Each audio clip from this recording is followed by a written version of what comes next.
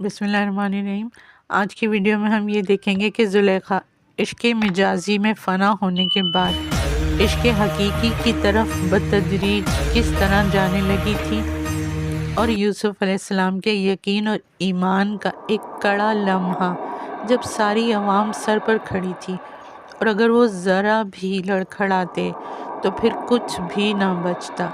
ऐसे लम्हात हमारी ज़िंदगी में भी आते रहते हैं, इसलिए इस बात को समझने के लिए आपको आखिर तक लाजमी वीडियो देखना होगी। ज़ुलेखा कई साल यूसुफ अलैहिस्सलाम के इश्क में मुब्तला रहकर उनकी ज़ात में इस हद तक फना हो गई थी कि उसकी सोच और उसका ज़हनी रूहानी ताल्लुक़ खुदा की तरफ जाने लगा था।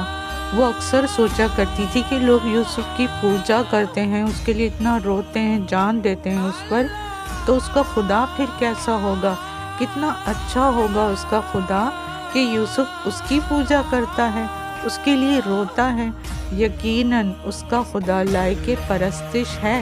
अगर मेरा पत्थर का खुदा भी यूसुफ के खुदा की तरह बेशुमार इनायात मुझ पर करता तो मैं तो इंसानों को क्या ज़मीन और आसमान को भी अपने खुदा की परस्तिश पर मजबूर कर देती। इस तरह वो यूसुफ अलैहिस्सलाम के खुदा के बारे में सोचती चली जाती और आहिस्ता आहिस्ता अल्लाह से उसका ताल्लुक़ जुड़ता चला जाता।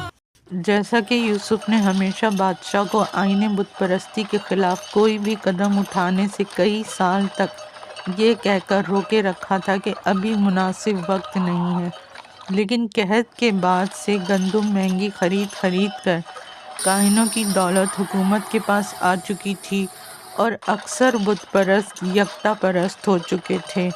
लिहाजा यूसुफ ने बादशाह को मशवरा दिया कि अब वो वक्त आ चुका है कि आप यकता परस्ती का खुल्लम खुल्ला ऐलान कर दें। बादशाह बहुत खुश हुआ और फ़ौज के सिपाही सालार को हुक्म दिया कि पूरे मिस्र में ऐलान कर दिया जाए कि आज से बुत परस्ती जुर्म शुमार की जाएगी। हालांकि सिपाही सालार खुद भी बुत परस्त था, मगर बादशाह को भी खुदा का बेटा समझता था, इसलिए हुक्म की तामील करनी पड़ी और फ़ौजी दस्ते तैयार किए।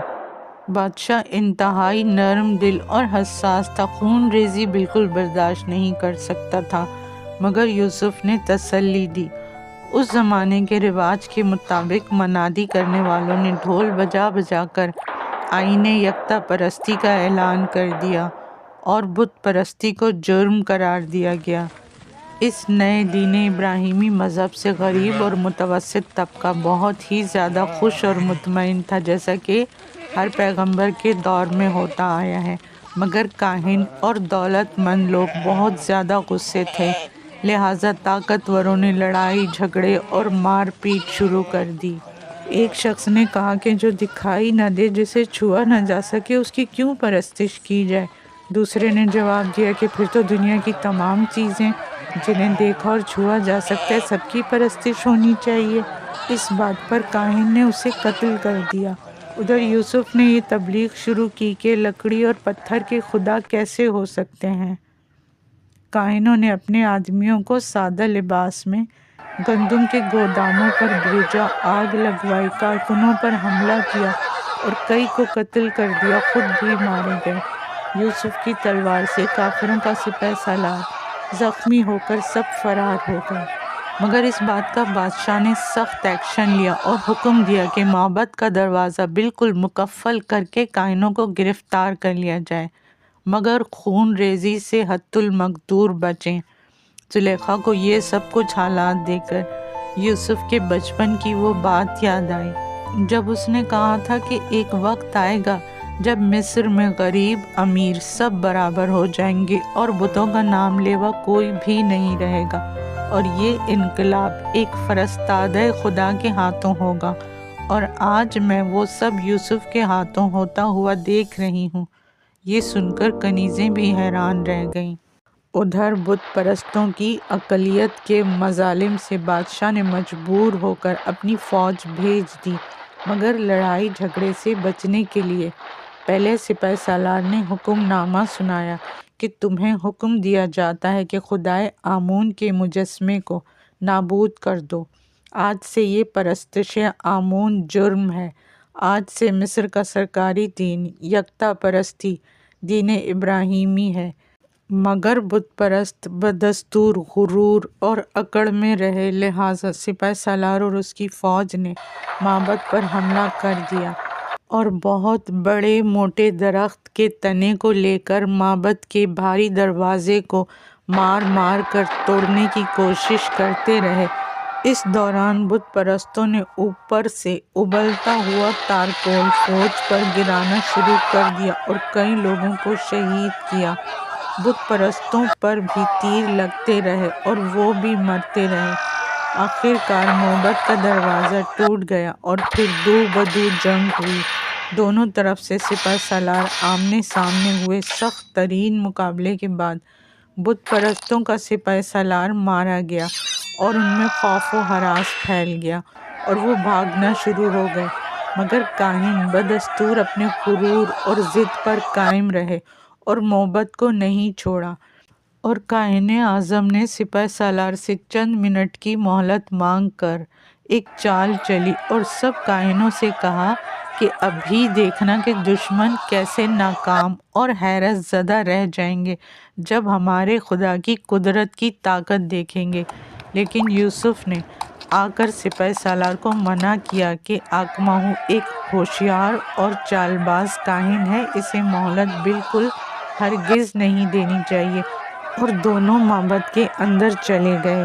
یوسف نے کاہنوں سے کہا کہ میں سب کے سامنے اس پتھر کے مجسمے کو توڑوں گا تاکہ سب کو پتہ چلے کہ یہ خدا نہیں ہے، پتھر ہے اور یہ کچھ بھی نہیں کر سکتا۔ تمام کاہنین پھر بھی نہیں ہٹے تو انہوں نے تلواریں نکال لیں۔ یوں ڈر کر سب پیچھے ہٹ گئے، مگر پھر بھی بولتے رہے کہ تم پر عذاب آ جائے گا، یوں ہو جائے گا۔ یوسف نے جیسے ہی دروازہ کھولا کہ سب کے سامنے بت کو توڑ دے تو بت ہی غائب تھا وہاں سے۔ سب یکتا پرست ایک دم سناٹے میں آ گئے اور کاہن خوشی اور فل انرجی سے سب کے سامنے بولے کہ دیکھ لیا آمون کی طاقت کو، وہ خداؤں کا خدا اپنے اصلی مقام آسمانوں کی بلندیوں پر چلا گیا ہے اور وقت آنے پر آئے گا اور تم سب دشمنوں کو سزا دے گا۔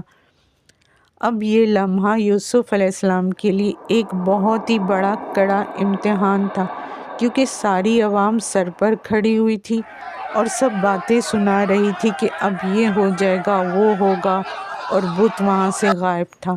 مگر یوسف کا ایمان اللہ پر اتنا زیادہ مضبوط تھا کہ ان کا دل ہی نہیں مان رہا تھا کہ وہ آسمانوں کی بلندیوں پر گیا ہے۔ چند لمحے تو وہ بھی خاموش سے ہو گئے تھے، مگر پھر وہ سب کو چپ کرا کر بولے کہ وہ کہیں نہیں جا سکتا، ادھر ہی ہوگا۔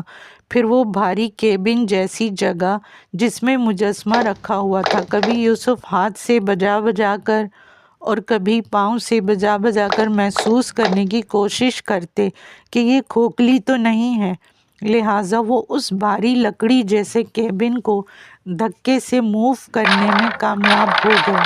تو پھر نیچے سے ایک اور لکڑی کا کھوکھلا سا فلور سا نظر آیا، اس پر زور سے پاؤں مارا تو لکڑی نیچے گر گئی، اور دیکھا تو ان کا خدا دو محافظوں کے ساتھ تھا۔ یوسف کاہنوں کی طرف دیکھ کر مسکرائے اور بولے، خدا آسمانوں کی بلندی پر چلا گیا ہے یا پھر زمین کی پستی میں چلا گیا ہے؟ اور پھر تمام لوگ جو اتنی دیر سے سانس روکے کھڑے ہوئے تھے، سب کی بے اختیار ہنسی چھوٹ گئی اور کاہن بیچارے منہ لٹکا کے رہ گئے۔ ایک نے کہا، لعنت تم پر جو ہمیں ہزاروں سال سے بتوں کے دھوکے میں رکھا۔ اس کے بعد کاہنوں اور بت پرستوں کے ساتھ کیا ہوا، یہ دیکھنے کے لیے اگلی قسط ملاحظہ کیجیے۔